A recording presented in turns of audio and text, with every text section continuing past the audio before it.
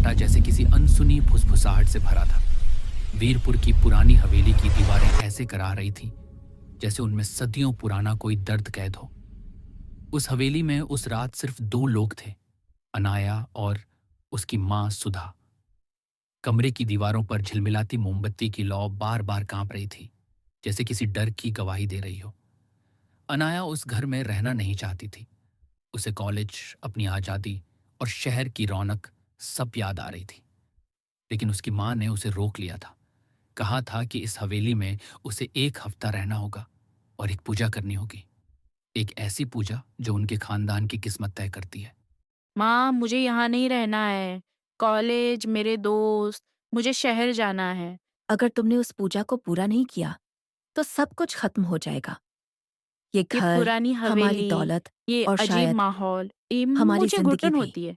किस्मत? सुधा ने उसे क्या तहखाने में पागलपन है जाने के ये लिए सब? कहा था। मैं इन जाओ, अंधविश्वासों को तहखाने नहीं में जाओ। मानती।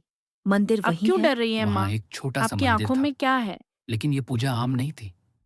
उसमें कुछ ऐसा था जो इंसान की समझ से परे था। एक सौदा जो इस परिवार ने बहुत पहले किया था। अनाया को ये सब पागलपन लगता था। लेकिन जब उसने आधी रात को तहखाने के दरवाजे के पास से गुजरा तो भीतर से आती ठंडी हवा ने उसके रोंगटे खड़े कर दिए। उसे लगा जैसे कोई नीचे सांस ले रहा हो, जैसे कोई उसका इंतजार कर रहा हो। अब कहानी पीछे जाती है, करीब 90 साल पहले। साल 1930 में वीरपुर गांव का एक गरीब किसान मोहन अपनी जिंदगी उसी हवेली के आसपास गुजारता था। दिन रात मेहनत करने के बाद भी उसे दो वक्त की रोटी मुश्किल से मिलती थी। वह अक्सर सोचता था कि कैसे रघुनाथ सेठ जैसे लोग, जो कभी उसी मिट्टी से उठे थे, अचानक इतनी दौलत कमा लेते हैं। एक दिन दोपहर में खेत के किनारे बैठा मोहन अपने माथे का पसीना पोंछ रहा था। तभी उसके दोस्त बाबू ने कहा कि सेठ रघुनाथ के घर कोई रहस्य है।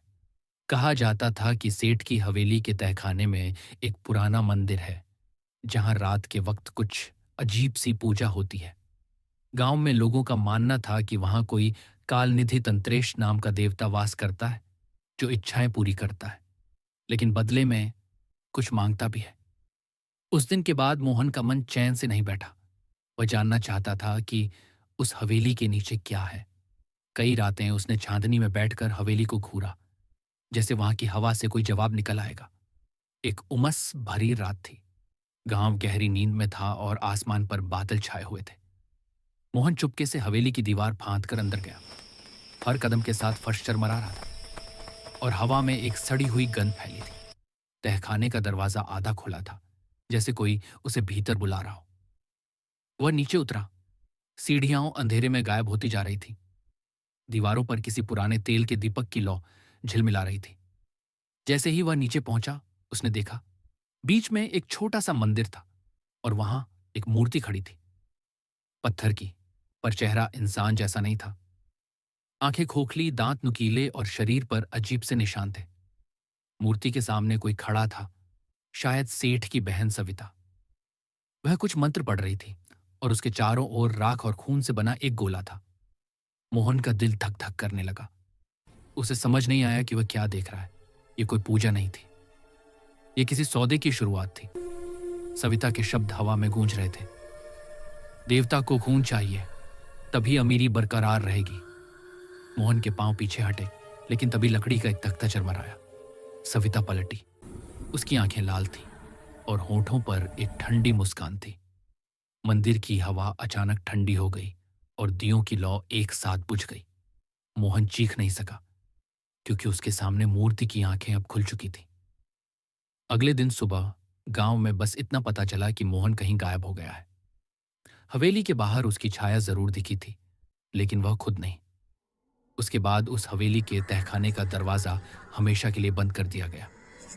सालों बाद जब अनाया उस हवेली में आई तो वही तहखाना अब भी वही था, जहां मोहन ने आखिरी बार कदम रखा था। सुधा जानती थी कि उनका परिवार उसी सौदे से अमीर हुआ था। हर पीढ़ी में किसी एक को उस पूजा का हिस्सा बनना पड़ता था, वरना सौदा टूट जाता था। उस रात जब अनाया ने तहखाने की तरफ देखा तो दरवाजा खुद ब खुद खुल गया।